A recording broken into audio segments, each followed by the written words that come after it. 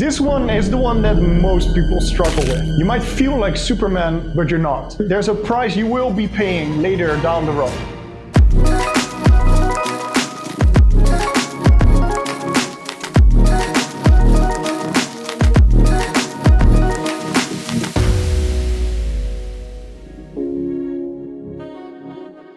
Today I'll be talking about all of the things that you have to think about in order to maximize your gains while you're on cycle. In my personal network, I have a lot of people that are currently on cycle or have been on cycle, and they don't even do half of the things that I'm about to mention. Why would you play with your hormones if you're not going to try to get the maximum benefit out of it? Before I get to the list of all the things that you should be doing while on cycle, let me tell you a few things before you ever think about cycling. First of all, I'm not promoting you should cycle or use PEDs or steroids in any case. But in case you absolutely have to and you made that commitment already, I would still like to recommend you to do all of the following, or at least know about all of the following. Know how to train. Know how calorie counting works. Try to reach your natural potential first.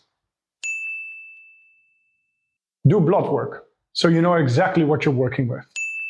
It would be wise for you to know quite a bit about PEDs and what issues you could run into. First off, my recommendation is to do blood work before you start cycling. This tells you exactly what you're working with and what to pay attention to. All right, so your cycle begins. Since you've made this commitment, I recommend you do all of the following steps in order to maximize the gains that you can get out of this cycle. Cook your own food. It can also be your girlfriend cooking your food, but don't eat out too many times because they will put seed oils in there and they will try to keep the meal as cheap as possible, stealing you of vital nutrients that you need. Also, when you eat outdoors, you're unable to track calories. And this is very important while you're cycling. You need to know exactly what's going in your body. Every morning, weigh yourself. Have a solid morning ritual where you weigh yourself and write down what your weight is. Aside from that, write down how much calories you ate during that day. Third, write down and keep track of your workouts. Are you progressing in terms of weight? Are you pushing more weight? Are you getting more reps?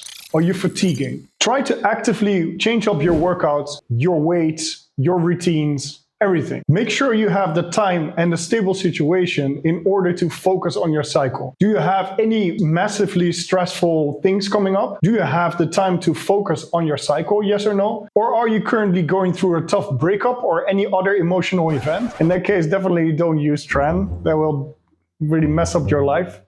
There's plenty of stories about it. I would also recommend writing down how you feel regularly in order to be able to tell if you're dealing with high estrogen or not. Also, check your body for other side effects such as hair loss, gyno, or whatnot. If you find that you're dealing with any of these issues, then act on it. Make sure that you already have an AI on hand, an aromatase inhibitor, in order to be able to deal with high estrogenic side effect. Depending on the length of your cycle, it might also be worthwhile to do blood work while being on cycle. If you're planning to do a low dose cycle for a longer period of time, then check regularly. I personally am checking my blood work every 2 months. Now this is something almost no one does, but keep an eye on your hematocrit. Your hematocrit will run up if you're on cycle.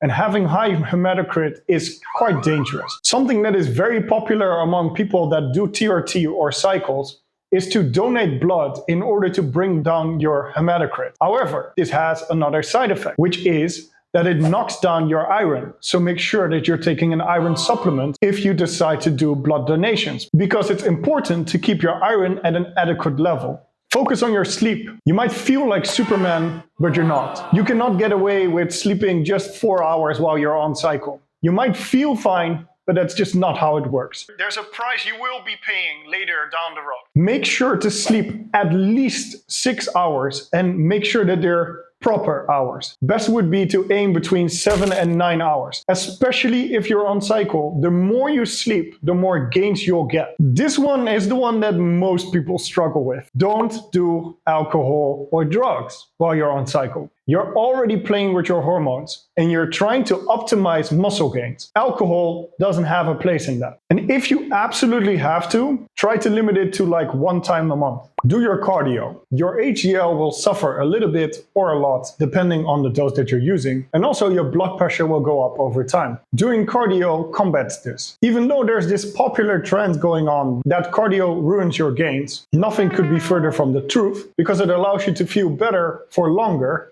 and continue your cycle for longer, and your health should be your first priority. Give your body the necessary care it needs. It's a machine, but the machine needs its oil as well. So make sure to take your rest days, go for the sauna, go for massage, use magnesium oil to keep your muscles happy, and use anti-inflammatory measures in order to keep them under control. In my opinion, if you're gonna cycle, you have to do it very seriously. Why would you do only half of the things that can help you maximize your gains? Why would you do the cycle in the first place? Also, don't hop on trend or other stuff if you're dealing with tough situations in your life. It's just going to ruin your life. Be smart about this. Consider it an investment. Give it your all. Don't waste those gains. Did you like this video? I make a lot of videos about hormones, fitness, and whatnot. Take a look on my channel.